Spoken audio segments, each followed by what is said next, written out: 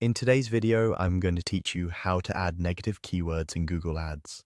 Negative keywords help you prevent your ads from showing on irrelevant searches, saving budget and improving the quality of your traffic.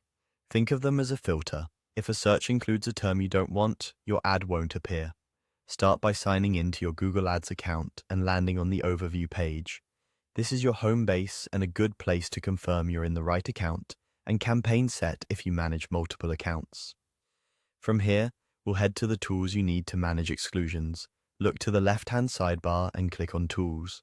This section groups together shared resources and brand safety controls, and it's where Google keeps the settings that apply across campaigns.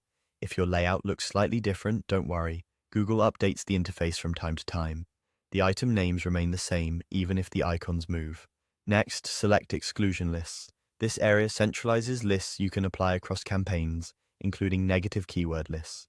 Using lists keeps you organized and ensures consistency, which is especially helpful if you run multiple campaigns that should all avoid the same terms. You'll now see the negative keywords area. Here, add new negative keywords based on what you never want to match.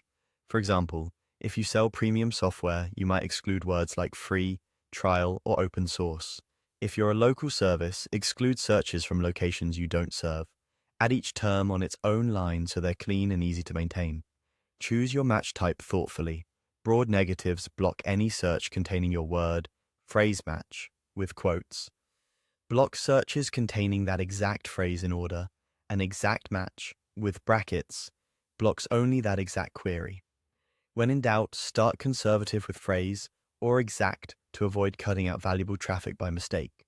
Before saving, give your list a clear, descriptive name if you're creating or editing a shared list, so you and your team know what it covers at a glance.